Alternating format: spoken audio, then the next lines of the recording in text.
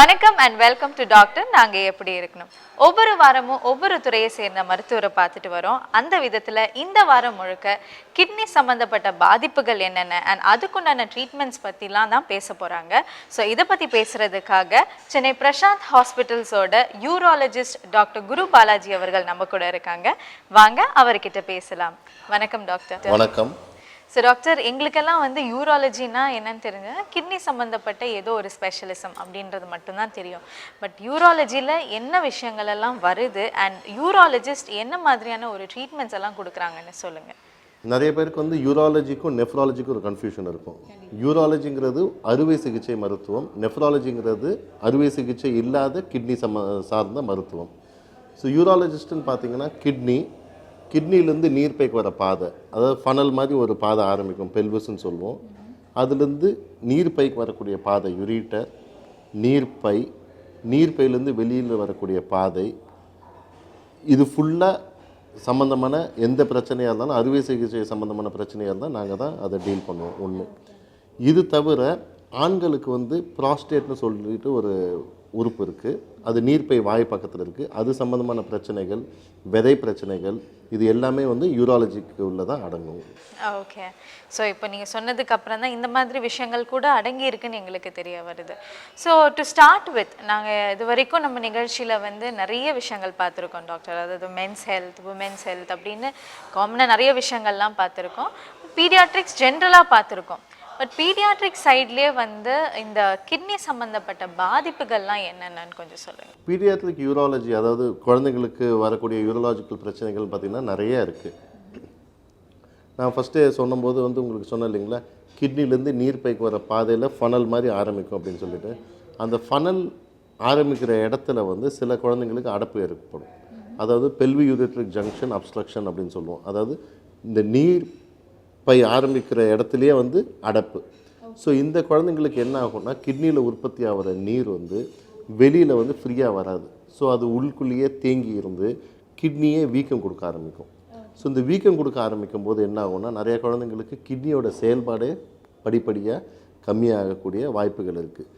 இப்போ வந்து நம்ம மெடிசன் ரொம்ப அட்வான்ஸ்ட் ஆகிட்டு இருக்கனால இந்த மாதிரி குறைபாடுகள் நிறைய பேருக்கு வந்து ஆன்டிநேட்டல் ஸ்கேன், அதாவது தாய் வந்து கருத்தரிச்சிருக்கும் போது நம்ம பண்ணக்கூடிய ஸ்கேன்லேயே நிறையா டைம் இதை பிக்கப் பண்ண முடியுது இப்போதைக்கு. இல்லாட்டி குழந்தைகள் பிறந்ததுக்கு அப்புறமா பண்ணக்கூடிய ஸ்கேன், வேறு எதுக்காவது ஸ்கேன் பண்ணும்போது இது பிக்கப் ஆகும். சிலருக்கான வந்து பார்த்திங்கன்னா வந்து இது குழந்தை பருவத்தில் தெரியவே தெரியாது. 20, 25, 30 வயசில் வந்து சிலருக்காக திடீர்னு வந்து ஒரு இன்ஃபெக்ஷனோ ஒரு வலியோ வரும். அப்போ ஸ்கேன் பண்ணி பார்த்தோம்னா இந்த மாதிரி அடைப்பு இருக்கிறதுக்கு தெரிய வரும். சிலருக்கெலாம் வந்து அதையும் தாண்டி 60 வயசு 70 வயசில் கூட இதெல்லாம் வந்து தெரியக்கூடிய வாய்ப்புகள் இருக்குது. ஸோ இது வந்து நீங்கள் சொன்னீங்கல்ல டாக்டர், இப்போ யூரின் வரும்போது வந்து ஒரு ப்ராப்பரான ஒரு ஃப்ளோவில் வராது அப்படின்னு சொன்னீங்க. ஸோ அது மட்டும்தான் சிம்டமாக இருக்குமா, இல்லை பெயின் அந்த மாதிரி ஏதாச்சும் விஷயம்? இது வந்து ஆக்சுவலி குழந்தைக்கு வந்து சிம்டமாக இருக்காது. அது சிம்டம்னா அந்த அடப்புங்கிறது வந்து குழந்தைக்கு பெரிய சிம்டமாக இருக்காது. சிம்டம் எப்படி இருக்குன்னு பார்த்தீங்கன்னா, சில குழந்தைங்க வலி சொல்லலாம், சில குழந்தைங்களுக்கு ஜுரம் வரலாம். அதாவது இந்த நீர் தேங்கி இருக்கனால அதில் இன்ஃபெக்ஷன் வச்சதுன்னா அதனால ஜுரம் வரலாம். சில குழந்தைங்களுக்கு வந்து வயிறே வீக்கம் கொடுத்த மாதிரி இருக்கும். ஏன்னா வந்து கிட்னி வீங்கி இருக்கனால வந்து வயிறே சில குழந்தைங்களுக்கு வீக்கம் கொடுத்த மாதிரி இருக்கும். ஸோ இந்த மாதிரி எப்படி வேணால் குழந்தைகள் ப்ரெசென்ட் பண்ணலாம். ஸோ இப்படி ப்ரெசென்ட் பண்ணக்கூடிய குழந்தைங்களுக்கு நம்ம இந்த மாதிரி டெஸ்ட் பண்ணி பார்க்கும்போது இந்த அடைப்பு இருக்குன்னு தெரிஞ்சதுன்னா அதுக்கு வைத்தியம் பண்ண வேண்டிய அவசியம் ஏற்படலாம். ஓகே. ஸோ வைத்தியம் சொல்கிறீங்க, என்ன மாதிரியான ஒரு வைத்தியம் வந்து அதுக்கு தேவைப்படும் டாக்டர்? இதுக்கு வந்து வைத்தியம் என்னென்னா, அந்த அடைப்பு இருக்குது இல்லைங்களா, அந்த அடைப்பு இருக்கக்கூடிய பகுதியை நீக்கிட்டு புதுசாக ஒரு பாதை அமைக்கணும். ஏன்னா அடைப்பு இருக்கிறனால தான் வந்து இந்த பிரச்சனை. ஸோ புதுசாக பாதை அமைக்கும் போது சிறுநீர் வந்து சீராக வந்து பாதையில் இறங்கும் போது இந்த பிரச்சனை தீர்ந்துடும். ஆனால் ஒன்று நம்மளுக்கு என்ன தெரிஞ்சுக்கணுன்னா, நீர் பாதை அடைப்பு ஏற்பட்டனால ஏற்பட்ட கிட்னி பாதிப்பு திரும்ப வருமானு கேட்டிங்கன்னா வர்றது சிரமம். ஆனால் மேலும் பாதிப்பு அடையாமல் இருக்கிறதுக்கு அவசியம் இந்த ஆப்ரேஷன் பண்ணுறது நல்லது. ஓகே. ஸோ இது சர்ஜிக்கல் வழியாக தான் இதுக்குண்டான ஒரு ட்ரீட்மெண்ட், மருந்து மாத்திரைகளில் வந்து கிடையாது. Okay doctor. ஸோ வேறு விதமான பிரச்சனைகள்லாம் என்னது டாக்டர் பீடியாட்ரிக் சைடில்? இது கிட்னி சம்மந்தமாகவே பார்த்தீங்கன்னா நிறைய பேர் வந்து ஸ்கேன் எடுத்துகிட்டு வருவாங்க. டாக்டர், இந்த மாதிரி என்னோடய குழந்தைக்கு கிட்னி வந்து இருக்க வேண்டிய இடத்துல இல்லை, அது கீழே வந்து வயிற்றோட அடிப்பகுதியில் இருக்குது, இல்லாட்டி வந்து இடது பக்கம் இருக்க வேண்டிய கிட்னி வந்து வலது பக்கத்தில் இருக்குது. ஸோ இந்த மாதிரி வந்து கிட்னி இடம் மாதிரி இருக்கிறது வந்து கொஞ்சம் காமன் தான். பட் அதுக்கு எந்த விதமான வைத்தியமும் பண்ணணுங்கிற அவசியம் இல்லை. ஸோ கிட்னி எப்போ இந்த மாதிரி கிட்னிக்கு வந்து வைத்தியம் பண்ணணும்னா, திருப்பி இந்த மாதிரி பாதையில் எதுவும் அடப்பு இருக்குது, இல்லை இதனால வேறு ஏதாவது கோளாறு இருக்குன்னா தான் வைத்தியம் பண்ணணுமே தவிர, கிட்னியோட இடம் வேறு எங்கோ இருக்குங்கிறதுனால அதுக்கு வைத்தியம் பண்ணுங்கிற அவசியமே இல்லை. ஓகே. ஸோ இப்படி டிஸ்பிளேஸ்மெண்ட் ஆனாலும் அதே டிஸ்பிளேஸ் ஆன பிளேஸ்ல இருந்து ஃபங்க்ஷன் பண்ணாலும் ஃபங்க்ஷன் நல்லா ஃபங்க்ஷன் பண்ணும். அதுக்கு வந்து ஒன்றும் ஒரு பிரச்சனையும் வராது. அது அப்படியே விட்டுறணும். ஓகே. எந்தவித பாதிப்பும் ஏற்படாது. Okay okay. ஸோ அதுக்கு ட்ரீட்மெண்ட் அந்த மாதிரி ட்ரீட்மெண்ட் எதுவுமே வேண்டாம். அதாவது இடம் மட்டும் மாறி இருக்கு அப்படிங்கிற பட்சத்தில் வேற எந்த விதமான வைத்தியமும் அதுக்கு தேவையில்லை. ஓகே டாக்டர், இப்போ நீங்கள் சொன்னீங்க அதாவது கிட்னி டிஸ்பிளேஸ் ஆனாலும் வந்து மற்ற பாதிப்புகள் ஒன்றும் இல்லை, பட் அப்படி டிஸ்பிளேஸ் ஆகிற சில குழந்தைங்களுக்கு வந்து அந்த பேசேஜில் நீங்கள் சொன்னீங்கல்ல டாக்டர், ஸோ அதில் ஏதாச்சும் ப்ராப்ளம் வந்தால் அதுக்கு ஏதாச்சும் அதுக்கு கண்டிப்பாக வைத்தியம் பண்ணி தான் ஆகணும். ஓகே. பேசேஜில் எதுவும் ப்ராப்ளம் வந்தால் அது இண்டிபெண்ட் ப்ராப்ளம். அதை டெஃபினட்டாக நம்ம வந்து கரெக்ட் பண்ண வேண்டிய அவசியம் ஏற்படலாம். ஸோ கிட்னி சம்மந்தப்பட்ட பாதிப்புகள் இது மட்டும் தானே டாக்டர்? வேறு பீடியாட்ரிக் சைடில் வந்து குழந்தைங்களுக்கு வேறு என்ன மாதிரி? இப்போ இது ரிலேட்டடாகவே இப்போ கிட்னி இடம் மாதிரி இருக்கனால எதுவும் பண்ண வேண்டாம்னு நான் சொன்னேன் இல்லைங்களா. சில குழந்தைங்களுக்கு விதை இருக்குது இல்லையா, ஆண் குழந்தைங்களுக்கு விதை இறங்கி இருக்கும். இந்த விதை வந்து நீங்கள் பார்த்தீங்கன்னா குழந்தை வந்து கருத்தரிச்சிருக்கும் போது விதை வந்து வெளியில் தான் நம்ம பிறந்த குழந்தைக்கு பார்ப்போம். ஆனால் அது வந்து வயிற்றுக்குள்ளேருந்து உருவாகி படிப்படியாக கீழே இறங்கி அப்புறமா கடைசியில் தான் வெளியில் வரும். இந்த பாதையில் சில குழந்தைங்களுக்கு விதை வந்து ஏதாவது ஒரு இடத்துல மூவ் ஆகாமல் அங்கேயே நின்றுடும், இல்லாட்டி தப்பான பாதையில் வேறு எங்கேயாவது போயிடும். அதாவது அன்டிசென்டட் டெஸ்டிஸ்ன்னு சொல்லுவோம். மூவ் ஆகிற பாதையிலே எங்கேயாவது நின்றுச்சுன்னா, இல்லை தப்பான பாதையில் திசை மாதிரி வேறு எங்கேயாவது போயிடுச்சுன்னா அது எக்டோபிக் டெஸ்டிஸ்ன்னு சொல்லுவோம். ஸோ இந்த மாதிரி போயிருக்கக்கூடிய விதை பிரச்சனையும் வந்து கொஞ்சம் காமனான ஒரு பிரச்சனை தான். இப்போ கிட்னிக்கான நான் சொன்னேன் இடம் மாதிரி இருக்கனால எதுவும் பண்ண வேண்டாம்னு சொன்னேன். ஆனால் விதைக்கு இடம் மாதிரி இருக்க விதை கண்டிப்பாக வைத்தியம் செய்து தீர வேண்டும். எப்போ அப்படின்னு பார்த்தீங்கன்னா, நான் சொன்னேன் இல்லைங்களா, அது படிப்படியாக இறங்கி வரும்ன்ட்டு. அது தன்னால் இறங்கி வருதான்னு சொல்லிட்டு ஒரு குழந்தை 1 வயசு ஆகிற மட்டும் நம்ம வெயிட் பண்ணி பார்க்கலாம். 1 வயசுக்கு மேலேயும் ஒரு குழந்தைக்கு விதை கீழே இறங்கி வரவில்லை என்றால் கண்டிப்பாக அதற்கு வைத்தியம் செய்தே ஆக வேண்டும். ஏன்னா வந்து அதற்கு மேலே வந்து நம்ம வெயிட் பண்ண விதையோட இயக்கமே கம்மியாகும். இப்போ நம்ம நிறைய தடவை யோசிப்போம், எதுக்குடா ஆண்டவன் விதையை வெளியில் கொடுத்துருக்கான் அப்படின்ட்டு. ஆண்டவன் எதுக்கு விதையை வெளியில் கொடுத்துருக்காரு அப்படின்னு பார்த்தீங்கன்னா, உடம்போட டெம்பரேச்சரை விட விதையோட டெம்பரேச்சர் கொஞ்சம் கம்மியாக இருந்தால் தான் விதையோட இயக்கம் நல்லாயிருக்கும். ஸோ வெளியில் இருக்க வேண்டிய விதை உடம்புக்குள்ளேயே இருக்கும்போது அந்த டெம்பரேச்சர் லெவல் வந்து கொஞ்சம் கூடி இருக்கனால விதையோட ஃபங்க்ஷன் டெஃபினட்டாக கம்மியாக ஆரம்பிக்கும். ஒன்று.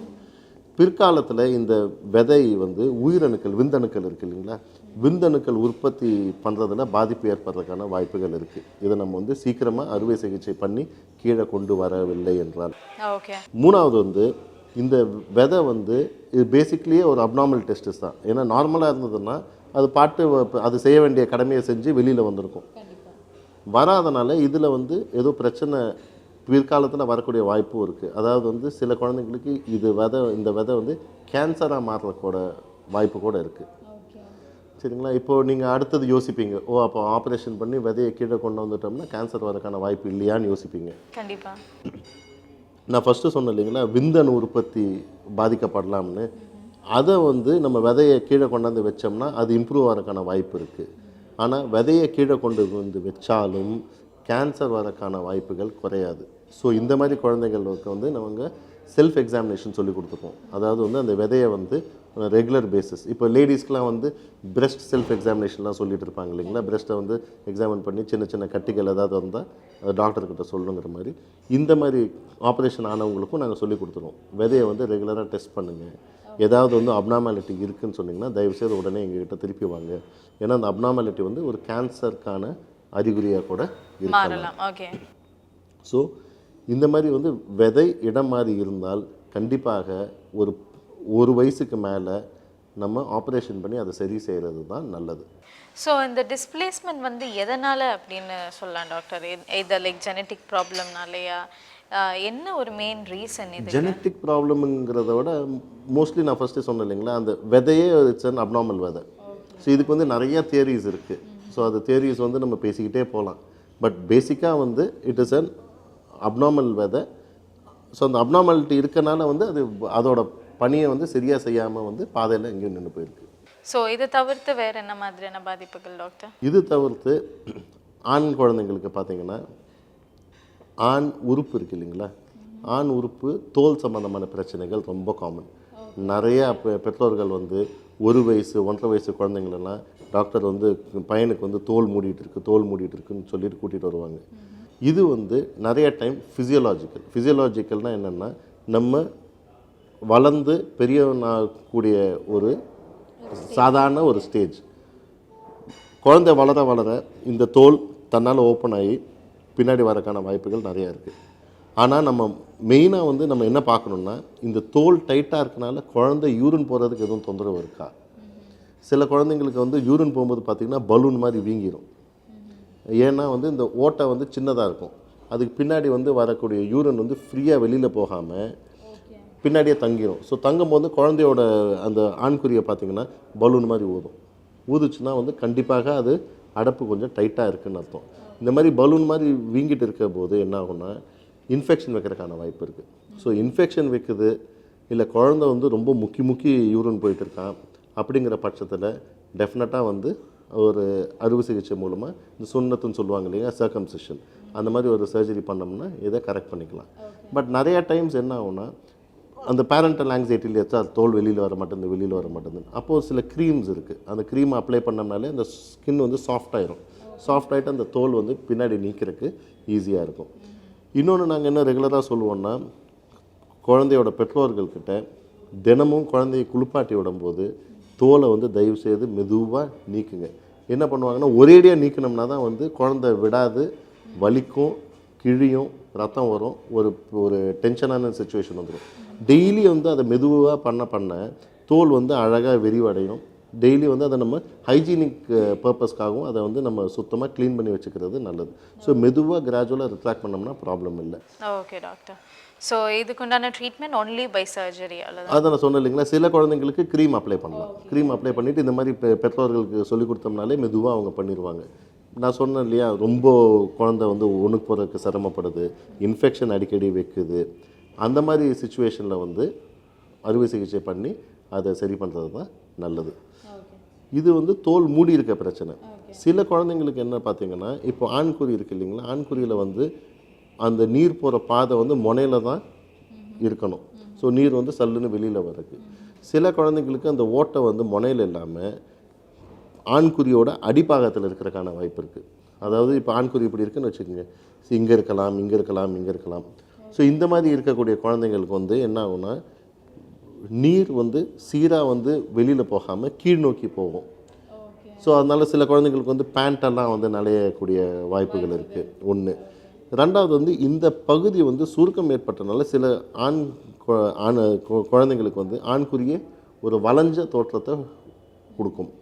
இது கண்டிப்பாக வந்து அறுவை சிகிச்சை மூலம் சரி செய்ய வேண்டிய ஒரு பிரச்சனை. அண்ட் யூஸ்வலாக வந்து இந்த ப்ராப்ளமை வந்து குழந்தை வந்து ஸ்கூலுக்கு போகிறதுக்கு முன்னாடி நம்ம கரெக்ட் பண்ண பார்க்குறது நல்லது. ஏன்னா ஸ்கூலுக்கு போயிட்டு மற்ற குழந்தைங்களாம் வந்து நேராக நின்று யூரின் போயிட்டுருப்பாங்க, இவன் மட்டும் பாத்ரூமில் வந்து இந்த பக்கம் அந்த பக்கம் திரும்பி பார்க்கும்போது வந்து என்னடா இது நம்மளுக்கு வேறு மாதிரி இருக்கேன்னு சொல்லிட்டு சில குழந்தைங்களுக்கு மன அழுத்தம் வரக்கூடிய வாய்ப்பு இருக்குது. ஸோ அதனால் வந்து இந்த மாதிரி ப்ராப்ளம்ஸ் இருந்ததுன்னா டெஃபினட்டாக வந்து உங்கள் டாக்டரை கன்சல்ட் பண்ணுங்கள். அவங்க கரெக்டாக கைட் பண்ணுவாங்க அது எந்த ஸ்டேஜில் வந்து ஆப்ரேட் பண்ணணும். இதுக்கு உடனே வந்து பிறந்த குழந்தைக்கு உடனே இதை பண்ணணுமான்னு கேட்டிங்கன்னா வேண்டாம். ஏன்னா ஆண்குறி கொஞ்சம் டெவலப் ஆகட்டும், அதுக்கப்புறமா அது வந்து ஆப்ரேட் பண்ணி சரி பண்ணுறது is always best. So parents வந்து ஒரு கீன் அப்சர்வேஷன் அவங்க குழந்தை மேலே எப்பவும் வச்சுருக்கணும். டெஃபினட்டாக. ஓகே. ஆமாம். ஏன்னா அந்த காலத்துலலாம் வந்து பாட்டிகள்லாம் குளிப்பாட்டுறதை பார்த்துருந்திங்கன்னா காலை நீட்டிப்பாங்க, குழந்தை இந்த பக்கம் திருப்புவாங்க, அந்த பக்கம் திருப்புவாங்க, எல்லாத்தையும் க்ளீன் பண்ணுவாங்க. க்ளீன் பண்ணுறதுக்கு வந்து 2 இது இருக்குது. They also observe what is happening to the child. So ஆண்குறி எப்படி இருக்குது, விதை கீழே இறங்கியிருக்கா, இந்த ஓட்டை எப்படி இருக்குது, அதெல்லாம் வந்து பாட்டிகளை வந்து சீக்கிரம் கண்டுபிடிச்சிருவாங்க. பட் இப்போ இருக்க பேரண்ட்ஸ் வந்து probably they don't have the time to do that. But definitely வந்து it is worth very important. Okay, thank you doctor. நாளைக்கு நம்ம தொடர்ந்து நிகழ்ச்சியில் பேசலாம். ஓகே நேயர்கள், இன்றைக்கி ரொம்ப நிறைய விஷயங்கள் நம்ம தெரிஞ்சுக்கிட்டோம். நாளைக்கு ரொம்பவே ஒரு இம்பார்ட்டண்டான ப்ளஸ் காமனான ஒரு ப்ராப்ளம் தான் யூரினில் பிளட் வர ப்ராப்ளத்தை பற்றி தான் டாக்டர் பேச போகிறாங்க. ஸோ தொடர்ந்து நிகழ்ச்சியை பாருங்கள். Until then, it's bye from Aishwarya.